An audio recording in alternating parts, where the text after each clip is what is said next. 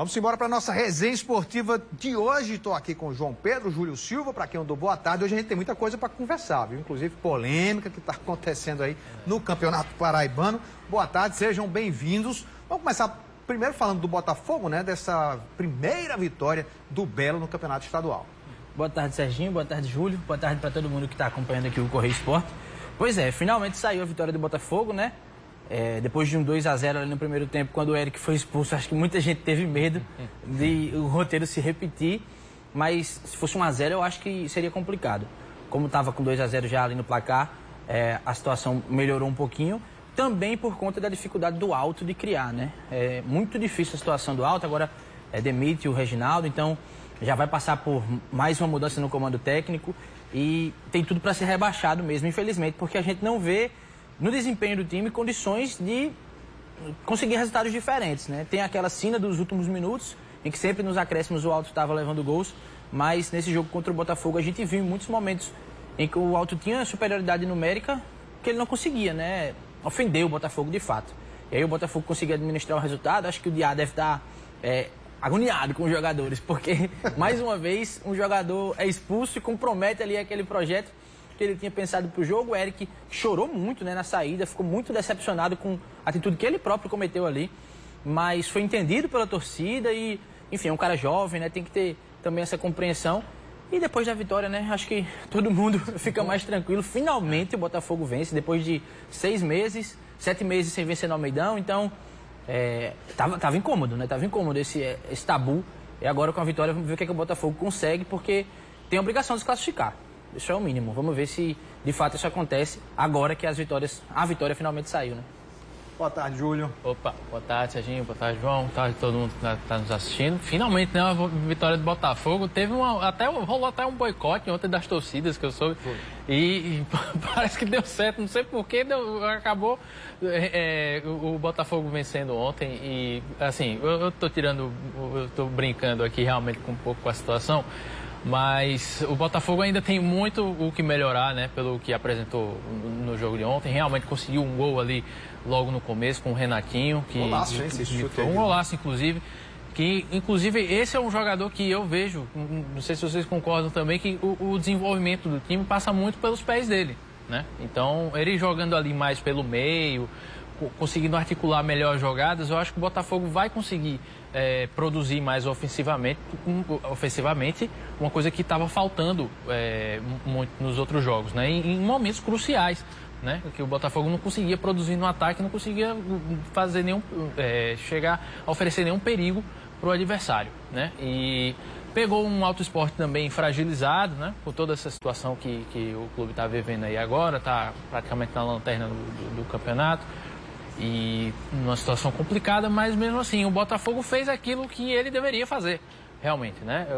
Ganhar de um time que está mais abaixo da tabela, acumular esses pontos, ficar mais próximo ali da zona de classificação. E agora é esperar para ver realmente como que o time vai se desenvolvendo aí sob a batuta, né, do Francisco Diá. E ver também, possivelmente nos próximos jogos aí, questão de desfalques e tudo, porque é importante que ele consiga manter uma coesão, né, da formação do time para que realmente o trabalho consiga surtir efeito num curto prazo, né? Perfeito. Vamos fazer o seguinte, deixa eu pedir aí a Neta Iraquitano, colocar a classificação, se for possível, aqui para a gente dar uma olhada. Porque essa classificação do estadual, ela tá dando, tudo bem, São Paulo Cristal ali na liderança, olha só, mas a quantidade de jogos é muito diferente aí dos times, né? Como vocês podem analisar aí, né, João? Então São Paulo Cristal líder, mas com 6 jogos, né? Tudo bem. Agora, por exemplo, você tem um Nacional de Patos ali na 6ª colocação, um CSP na 7ª, mas com 3 jogos. Um Serra Branca ainda com 4. Um Souza, que está no G4 com 4 jogos. É difícil até da gente fazer essa leitura. É difícil fazer as contas, né, Serginho? Porque, enfim, a gente vai ter que contar com jogos a menos do Nacional. O Nacional pode perder os 3, mas pode vencer os 3, né? Sim. A gente não tem como fazer essa conta exata. Isso dificulta, de fato, a nossa análise, a nossa conta, a nossa matemática aí para saber quem deve se classificar. A gente tem também, por atuações, esse bloco de baixo bem determinado aí, como os caras que vão brigar, os times que vão brigar contra o rebaixamento, né? Alto Sport que só conseguiu um pontinho e a gente acabou de falar sobre a dificuldade de jogar, né? De propor o jogo, de conseguir ofender o adversário ali dentro de campo. O Serra Branca que também tinha muita expectativa, né? No começo do campeonato, quando o Serra Branca conseguiu subir, na verdade, mas não demonstrou isso em campo. A Queimadense, que também é um time muito frágil. O CSP, que demorou a começar, mas também não engrenou, apesar de ter conseguido um ótimo ponto contra o 13 fora de casa. E venceu o primeiro jogo também. Então, é difícil a gente analisar. O que a gente tem, de fato, é que com os 6 jogos feitos, São Paulo, Cristal e 13 estão bem, estão fazendo a parte deles, né? O São Paulo é o líder, na verdade os dois estão sempre ali brigando. Então 13, São Paulo, está alternando 13, São Paulo. bastante ali, com o Souza de olho, o Campinense de olho, mas esses se colocam como postulantes à classificação. E aí Botafogo está batendo na porta, o Nacional está contando com os jogos que faltam, é difícil a gente fazer as contas, mas a divisão parece ser essa. Beleza, vamos falar do que aconteceu ontem no Botalto, né? Que foi mais um fato aí lamentável, ficará marcado na história do nosso futebol, né? Na contramão dos avanços que a gente vê diariamente no mundo dos esportes, o zagueiro Thiago Bob, do Alto Sport, replicou um discurso machista se referindo à árbitra do jogo, a Rutiana Camila. O zagueiro recebeu o segundo cartão amarelo aos 26 minutos do segundo tempo, depois de se envolver em uma confusão generalizada, né? Descontente com a expulsão, Thiago Bob disse as seguintes palavras, abre aspas, é nisso que dá botar mulher para apitar, fecha aspas. O delegado da partida, Gerson Tomás da Silva Júnior, ouviu a fala do zagueiro e repassou a Rutiana, que ainda ressaltou na súmula que se sentiu ofendida, né? Abre aspas, se sentiu ofendida em minha honra e moral, fecha aspas. Que coisa, hein?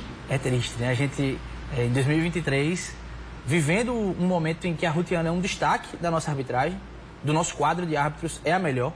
Só um minutinho, João. Eu acho até que a gente tem essas imagens aí dessa confusão ontem. Esse pessoal localiza aí as imagens dessa confusão, que foi onde gerou tudo isso aí no jogo de ontem entre Botafogo. Foram outros jogadores, inclusive, né? Nem foi o Thiago Bob, mas ele apareceu na discussão depois, também. Pronto, aí foi o lance da confusão. Desculpa, eu lhe interrompi, João, mas Tranquilo. pode continuar falando aí. A gente vê como se forma empurra-empurra, né? Como já é uma imagem difícil da gente digerir, né? Todos os jogadores indo para cima assim da Rutiana, que precisa ter pulso, porque é quem, enfim, comanda aí a partida nesse momento. E ela agiu de maneira correta, né? Sinalizou aí, amarelou, advertiu quem precisava receber a advertência. A gente tá vendo que o auxiliar, o bandeirinha, tá ali no ouvido dela, dizendo, ó, aquele ali. Então ela foi lá e cumpriu o papel dela. E aí o Thiago Bob, que devia cuidar em jogar bola, né? Em tentar tirar o time dessa situação, tentar não falhar em momentos decisivos, abre a boca para proferir essas palavras aí que são repugnantes, né? E a gente ainda tem que ouvir, mesmo, repito, como eu estava dizendo, Serginho, a gente vivendo um momento em que a Rutiana talvez seja a melhor árbitra do nosso quadro. Sim. Por isso que está em jogos importantes, por isso que está apitando clássicos, né? Tá quebrando essas barreiras, abrindo portas. Aí quando ela dá o cartão amarelo, o William né? Kiefer levou aí também, né? E aí quando ela vai em direção, ao Thiago Bob, né? Que já tinha sido amarelado no decorrer do jogo. Já estava fora da confusão toda ali, Isso. né? Inclusive. Foi pra confusão e saiu depois, né? Porque eu acho que os próprios jogadores, cai fora porque tu já tem amarelo. Exatamente, mas aí com o auxílio aí do bandeira, enfim, do quarto árbitro, todo mundo avisou ali a ela que de fato isso faz parte, né? Essa equipe de arbitragem está aí para isso, para que eles tomem essas decisões em conjunto. E ela fez, repito, o que tinha que fazer. Já o Thiago Bob, o oposto, né, do que tem que fazer, que é jogar bola, ajudar ali na defesa, né, em momentos capitais. Até, Serginho, eu queria citar um canal aqui de João Pessoa que cobre o Alto Sport, o Resenha Alto. Porque a gente às vezes fala muito, torcedor do Alto Sport, tem torcedor do Alto Sport. Claro. E que trabalha com o Alto Sport, fazendo essa cobertura sem ganhar nada, né? Então, eles também se posicionaram contra. Acredito que é um posicionamento da torcida, cito aqui o Resenha Alto, como uma representação da torcida do Alto Sport. Enfim, também repudiando o ato do Thiago Bob, que não está jogando bola como se esperava e ainda está fazendo isso. Repito, repugnante o que ele fez. Toda a solidariedade da gente, a Rutiana, e que ela continue sendo essa pessoa que abre portas aí, que muitas mulheres ainda possam apitar e possam estar no meio do futebol. Isso é importante demais. Enquanto o Júlio vai... Pode falar, Júlio, então eu vou pedir já para colocar o posicionamento do Alto Sport, né? Fez uma nota oficial sobre o caso, né? Importantíssimo, Serginho, ter esse posicionamento do clube, realmente para dar apoio, não dar apoio à atitude do seu atleta, e sim dar apoio à parte desfavorecida, né, à Rutiana. Exato. Infelizmente, o Clube, né, vem a público se solidarizar, pedir desculpas à árbitra Rutiana Camila, que apitou com excelência o Botalto nesta segunda-feira, e também para todas as mulheres que foram ofendidas pela fala do nosso atleta. Prezamos por mais respeito e inclusão em todas as esferas da sociedade. O lugar da mulher é no futebol, sim, e onde mais ela quiser. Medidas internas serão tomadas a respeito desse caso.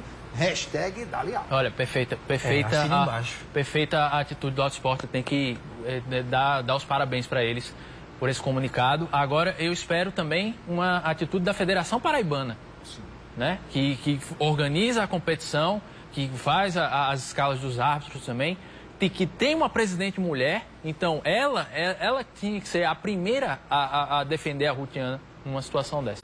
Então, eu acharia interessante a Federação Paraibana se posicionar sobre esse assunto. Já se passaram quase 12 horas do jogo e não temos ainda, eu acredito que não tem ainda um posicionamento da Federação Paraibana. Um ato lamentável realmente, Serginho, como o João Pedro falou, ainda em 2023 a gente tem que relatar casos como esse, né? Isso não pode existir no mundo do futebol. O preconceito com a mulher, racismo, enfim, são pautas que a gente já estão tão batidas, né? Mas que a gente ainda tem que, semana sim, semana não, acabar trazendo aqui a público, né? E realmente tem que ter um trabalho maior de clubes e federações para conscientizar os torcedores, para que não aconteçam atitudes como essa dentro de campo, de jogadores com árbitros, enfim, com árbitras, enfim. E principalmente nas arquibancadas também. Porque nas arquibancadas é que acontecem as coisas que a gente não vê dentro dos estádios, né? Muitas mulheres se sentem inseguras de frequentar os estádios por ter esse ambiente machista, né? Dentro do estádio, repressivo, algumas vezes chega a ser até violento. Então, é importante que federações e clubes se unam para que se faça um trabalho melhor, partindo desse episódio, para que a gente tenha uma perspectiva, uma experiência melhor no futebol paraibano em relação a esse combate ao preconceito. Sem dúvida, a nossa solidariedade aqui, a árbitra Rutiana Camila, né? Vamos continuar ainda falando de polêmica, né? Semana passada nós trouxemos aqui no Correio Esporte, né, que a Adriana Borba, noiva de Léo Campos, lateral do Botafogo, falou mal dos paraibanos em uma rede social. Inclusive, ela já prestou depoimento à Polícia Civil e o delegado Marcelo Falcone, responsável pelo caso, falou para a nossa equipe um pouco do que ela contou. Vamos ver. Ela expôs a versão dela dos fatos, algumas dificuldades que ela teve, dizendo até que estava nos dias complicados, os dias da mulher, que estava com os nervos à flor da pele, ela tentou justificar dessa forma, mas entenda, o crime foi cometido, né? E será objeto de um processo judicial, ou seja, o juiz, o promotor, o juiz é que vão, né, terminar a situação. Quem vai julgar é o juiz de direito que vai fazer os seus entendimentos, né? A lei prevê o artigo 20 da Lei 7.716/89, prevê de 1 a 3 anos de reclusão e multa. O juiz vai analisar as circunstâncias agravantes e atenuantes, bem como outras situações, como o histórico da acusada, se ela não responde a outros processos. Tá aí, alguma novidade mais? Basicamente aquilo que a gente trouxe, né, Sérgio, na última semana. Agora a gente tem a informação de que ela foi ouvida, né, pelo delegado Marcelo Falcone, que foi com quem eu falei semana passada, quando eu trouxe aqui as informações, como ele falou. Agora segue o processo, o juiz, né, vai considerar os atenuantes e os agravantes, né, que eu também trouxe aqui, que foi o fato de ter sido colocado na rede social, ter sido um comentário de forma jocosa, e também os antecedentes dela, enfim, tudo isso vai ser avaliado. É uma pena que pode chegar de 1 ano a 3 meses de reclusão também. 1 ano a 3 anos. 1 ano a 3 anos, exatamente. E também a multa, né? Então, sim, enfim, vamos ver. O que tem de mais atualizado nisso é que ela foi ouvida. E existe ainda essa expectativa se o jogador continua no Botafogo? Parece que hoje vai ter uma reunião a respeito disso, mas não tem nada definido, não, né? Eu vi o posicionamento de Alexandre, ele disse, olha, não foi ele que ofendeu, né? Não foi o jogador. Eu não tenho como demitir o atleta. Mas ele já falou novamente, Serginho, que a situação está cada vez mais insustentável, porque é aquilo que a gente vinha comentando, Tem uma né? pressão grande. Exatamente. Quando ele pegar na bola, vai ser vaiado, vai ser xingado, a torcida não vai esquecer disso agora. E aí é que tá, tem que fazer essa avaliação. Ele precisa estar passando por isso, ele não pode procurar outro clube, e o Botafogo precisa estar passando por isso como jogador também. É triste para ele, porque não foi ele que participou disso aí, foi a esposa dele, a noiva dele, perdão, ele estava treinando no momento, mas, querendo ou não, até quando ele aparece no vídeo também pedindo desculpas, ele se coloca dentro da situação, e para a torcida, de fato, ninguém quer que ele continue, pelo menos ninguém é muito forte, né? Mas a maioria não quer que ele continue e vai pegar no pé quando ele entrar em campo. Então isso já está sendo avaliado. Como eu disse na última semana, Serginho, acho que o mais interessante para ele e para o Botafogo é que ele procure um novo clube para tentar, enfim, tá no começo da temporada, né? Para tentar ser feliz nessa temporada. E o Botafogo também, enfim, continue na temporada também sem precisar dessa dor de cabeça. Sem dúvida.